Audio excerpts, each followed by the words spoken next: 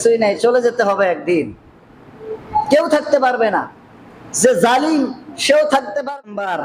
অন্যায় দেখলে আমরা বাধা দেই না, সৎ কাজের আদেশ করি ঠিক, কিন্তু অন্যায় কাজের আমরা আজকে বাধা দিতে জানি না। এই জন্য বিপদ আপদ আল্লাহ তাআলার পক্ষ থেকে আসে। রাসূল সাল্লাল্লাহু আলাইহি সাল্লাম বলেছেন, খুব শীঘ্রই এমন একটি শাসক তোমার উপরে পেয়ে বসবে, এমন একটি প্রশাসন তোমাদের উপরে পেয়ে বসবে, যারা ভালো কাজও করবে অন্যায় কাজও করবে, এরকম জাতি তোমার উপরে পেয়ে বসবে। কারণ তোমরা সৎ কাজের আদেশ দিতে পারো নাই। অন্যায়ের বাধা যখন মানুষ দেওয়া ভুলে যাবে আর সৎ কাজের আদেশ যখন মানুষ করতে পারবে না, তখন তাদের উপরে এইরকম একটি শাসক আল্লাহ তাআলা চাপিয়ে দিবেন। এরপরে যারা অন্যায়কে প্রশ্রয় দেয় তারা এবং যারা অন্যায় করে, আল্লাহ রসুল বলছেন তারা সমান অপরাধী। তারা কি অপরাধী? সমান অপরাধী। আর যারা সেই পাপ যেখানে সংগঠিত হয়েছিল সেখানে যে ব্যক্তি উপস্থিত ছিল না, কিন্তু দূরের থেকে ওই কথাটা শুনে মনে করছে যে ঠিক আছে, তাহলে সেই ব্যক্তি সমান অপরাধী হবে। আর দূর থেকে যদি বলে যে না, এই কাজটি ঠিক করে নাই, এই কাজটি মোটেও ঠিক হয় নাই, তাহলে সেই পাপের মধ্যে তাকে জড়ানো লাগবে না, আল্লাহ তাআলা তাকে মাফ করে দিবেন। কাজ থেকে আপনি যদি পাপকে সমর্থন করেন, মুখ বুজে সহ্য করেন, তাহলে সেই পাপের ভাগীদারও আপনাকে হওয়া লাগবে। এই জন্য অন্যায় যেটা অন্যায় সেটা আপনাকে অন্যায় বলতেই হবে। তার কারণ সঠিক কথা যদি আজকে সমাজে তুলে না ধরা হয়, মানুষকে ভয় করে, আল্লাহ বলবেন যে সবচাইতে বেশি ভয় করার কথা ছিল আমাকে, তুমি ভয় করেছো মসজিদ কমিটিকে, সুতরাং আমি এর চাইতে বড় কিছু আশা করেছিলাম যে তুমি আমাকে ভয় করবা। কিন্তু আমাকে ভয় না করে তোমার চাকরিকে তুমি প্রাধান্য দিয়েছিলা, মনে করেছিলা যে আমি চাকরি যদি আমার চলে যায়, আমার পিতামাতা কি খাবে, আমার সন্তানাদি স্ত্রী পুত্র কি খেয়ে বাঁচবে। কিন্তু যে আমি রাজ্জাক, সমস্ত সৃষ্টি জগৎকে আমি আল্লাহ তাআলা রিজিক দিয়ে থাকি, সেই রাজ্জাককে তোমার বিশ্বাস হয় নাই।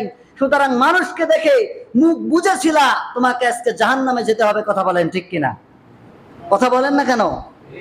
ঠিক কথাটাও বলতে পারেন না। সম্মানিত উপস্থিতি, এই জন্য হক কথা সব জায়গায় বলতে হবে। সবচাইতে হক কথা হলো জালিমদের সামনে কথা বলা। সবচাইতে হক কথা কোন কথা?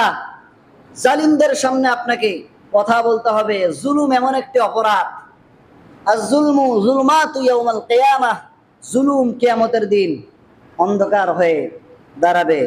আল্লাহ তাআলা বলেন যে তোমরা ভেবো না, ওয়ালা তাহসাবান্নাল্লাযীনা ওয়ালা তাহসাবান্নাল্লাহা গাফিলান আম্মা ইয়ামালুয যালিমুন, জালিমরা যে তোমাদের উপরে জুলুমের স্টিম রোলার চালাচ্ছে, তোমরা এটা ভেবো না যে আল্লাহ তাআলা গাফিল, আল্লাহ তাআলা এটা দেখতেছেন না, এটা তোমরা কোশ্চেন কালেও ভেবো না। আল্লাহ তাআলা বলেন যে আমি কি করি জানো? ইন্নামা ইউআখিরুহুম লিয়াউমিন তাশখাসু ফি নাফসিহিল আবসার, আমি আল্লাহ তাআলা ওই নির্দিষ্ট দিন পর্যন্ত তাদেরকে ছেড়ে দিয়ে দেখি তারা জুলুম কতদিন পর্যন্ত করতে পারে।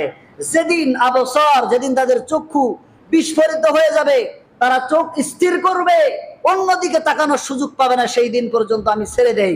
ওয়ায়ামুদ্দুহুম ফি তুগয়ানিহিম ইয়ামাহুন, আমি আল্লাহ তাআলা জালিমদেরকে ছেড়ে দিয়ে রাখি কতদূর পর্যন্ত তুমি জুলুম করতে পারো।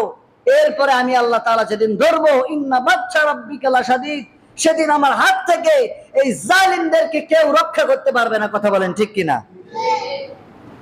আল্লাহ তাআলা বলেন আমি দুনিয়াতে সবার জন্য উন্মুক্ত করে দিয়েছি, এই পৃথিবীর কোনো মূল্য নাই, যে যতটুকু পারো করো, খাও, কুলু ওয়া তামাত্তাউ, খাও এবং ফুর্তি করো।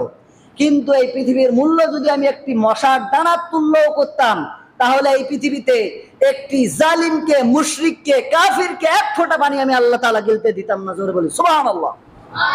কারণ কি জানেন? কারণ আল্লাহ তাআলার কাছে এই পৃথিবীর কোনো মূল্য নাই, কোনো দাম নাই, কিছুই নাই। কি আছে? কোনো কিছুই নাই, চলে যেতে হবে একদিন, কেউ থাকতে পারবে না। যে জালিম সেও থাকতে পারবে না, যে মাজলুম সেও থাকতে পারবে না। আপনাকে হাজিরা দিতে হবে, হাজিরা দিতে হবে, সব হিসাব দিতে হবে প্রত্যেকটা জিনিসের। ফামাইয়া আমাল মিসকালা যাররাতিন খায়রান ইয়ারা ওয়া মাইয়া আমাল মিসকালা যাররাতিন শাররান ইয়ারা, সরিষা পরিমাণ যদি তুমি ভালো কাজ করো, এর হিসাবও আমি আল্লাহ তাআলা এর পাওনাও তোমাকে বুঝিয়ে দেবো। আমি আমাল মিসকালা যাররাতিন শাররান ইয়ারা, সরিষা পরিমাণ অন্যায় যদি আমার বান্দার উপরে করে থাকো, এর হিসাবও পুঙ্খানুপুঙ্খানুভাবে আল্লাহ তাআলা নিতে পারবেন। কথা বলেন ঠিক কিনা?